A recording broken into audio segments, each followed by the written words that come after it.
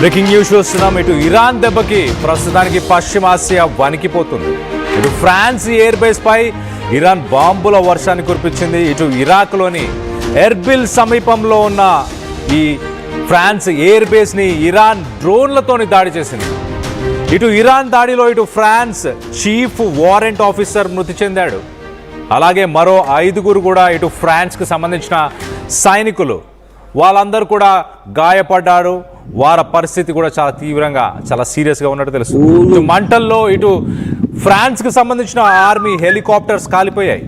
ఇటు ఇరాన్ దాడిని ఇటు ఫ్రాన్స్ అధ్యక్షుడు ఇమాన్యుయల్ మ్యాక్రోన్ కూడా దీన్ని ఖండించాడు. దానికి సంబంధించిన విజువల్స్ను ఒకసారి చూద్దాం.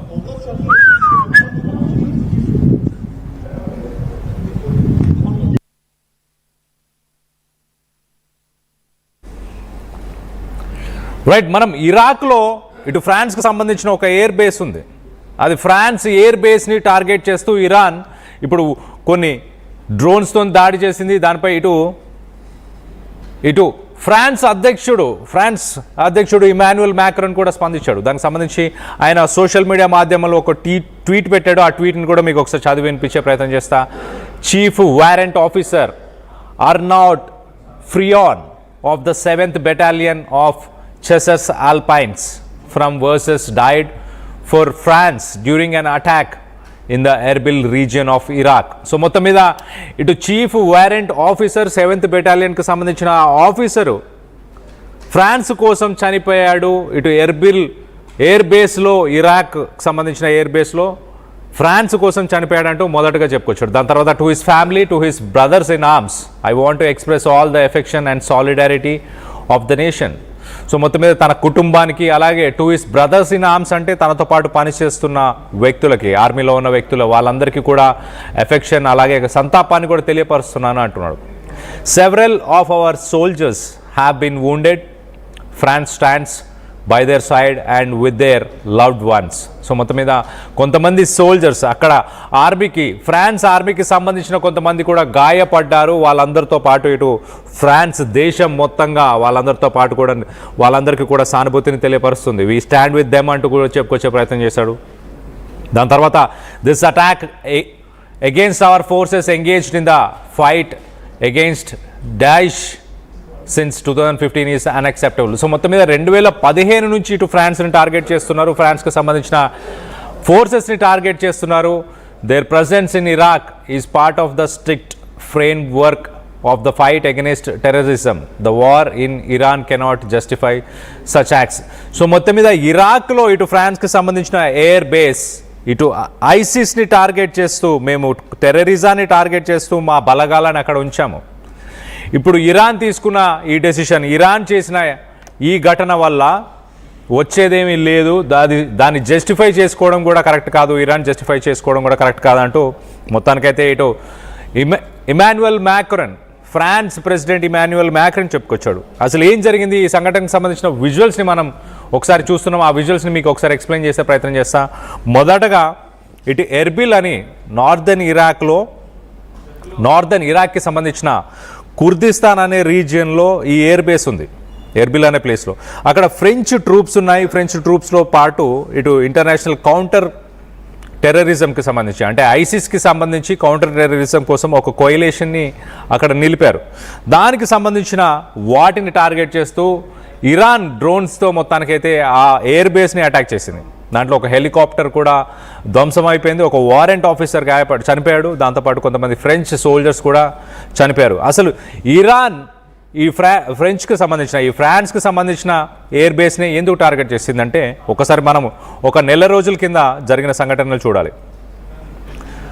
ఒక 2 వారాల కింద జరిగిన సంఘటన. ఇటు March 1 మనం చూస్తే కనుక అబుదాబిలో ఇటు యునైటెడ్ అరబ్ ఎమిరేట్స్కి సంబంధించిన అబుదాబిలోని ఇటు ఫ్రెంచ్కి సంబంధించిన నావల్ బేస్ని క్యాంప్ డి లా పైక్స్, ఫ్రెంచ్కి సంబంధించిన ఒక నావల్ బేస్ని ఇరాన్కి సంబంధించిన షాహిద్ కామికాజీ డ్రోన్ వెళ్ళి ఆ ఫ్రెంచ్కి సంబంధించిన నావల్ బేస్ని March 1న అటాక్ చేసింది.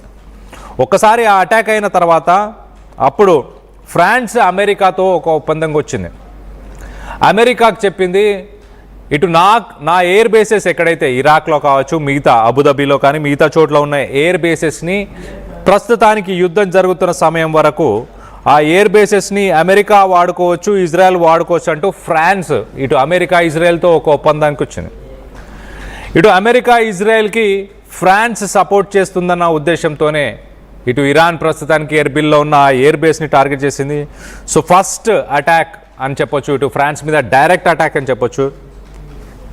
గతంలో ఇటు అబుదాబిలో ఉన్న నావల్ బేస్ని ఓన్లీ స్ట్రక్చరల్ డ్యామేజ్ కోసం మాత్రమే, మొత్తానికైతే స్ట్రక్చరల్ డ్యామేజ్ కోసం మాత్రమే టార్గెట్ చేసింది. కానీ ఇప్పుడు మాత్రం చాలా క్లియర్గా ఇటు అమెరికాకి ఫ్రాన్స్, ఇటు